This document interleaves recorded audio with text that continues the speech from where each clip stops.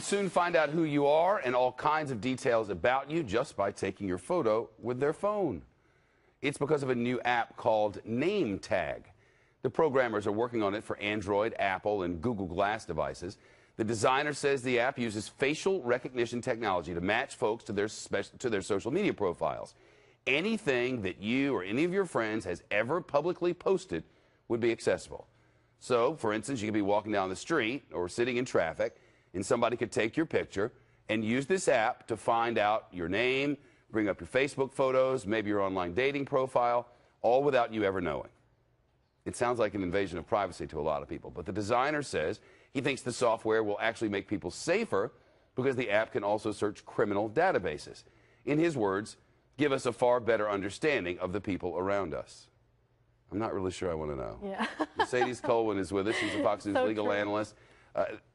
I was just thinking about the concept. I mean, I'm walking down the sidewalk here in New York City or sitting on the outbus in Oxford, Mississippi, and I just look over and I just take your picture. Yeah. And from that, I can then, it'll match up anything you've ever posted. So I might be able to find, for instance, your home address. Sure. And sometimes cell numbers. I mean, it is so incredibly scary. It used to be that Big Brother was watching. Now everyone's watching. It doesn't matter. If you've got some social media profile out there, they can access that information. So your picture, your address, who you're friends with.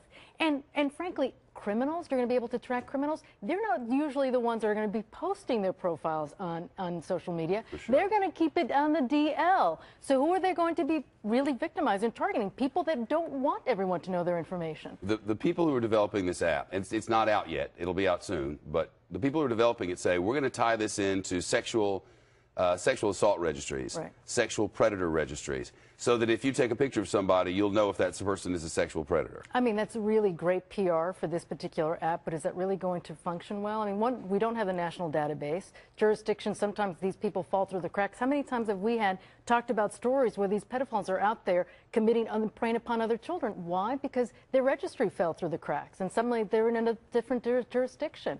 It's not that sophisticated. It hasn't gotten there yet. Let's take a couple of steps forward. Sure. There's going to come a time when Google Glass is available more widely. Sure. And if you were to combine Google Glass with this app, I'm wandering around. Does this mean that I could just look over at John there behind the camera, or at Harry here behind the camera, or over here, and I could just pull it up maybe right on the little window on the side? It's unbelievable. I mean, the technology that we have that's coming, it's already present, but really isn't being marketed out there. It's just unbelievable. And is there an invasion of privacy? Not really. I mean, that's one of the issues here that really rubs us all the wrong way. What do you mean that we don't have the privacy? What do you mean that our addresses and our pictures and anything we ever posted is now going to be in a public forum? Well, it used to be once your word is spoken, it's no longer yours to keep. Now it's whatever you post out there, whatever information's out there, it's all public. It's the same as if you'd spoken it. Now, exactly. The way to really you can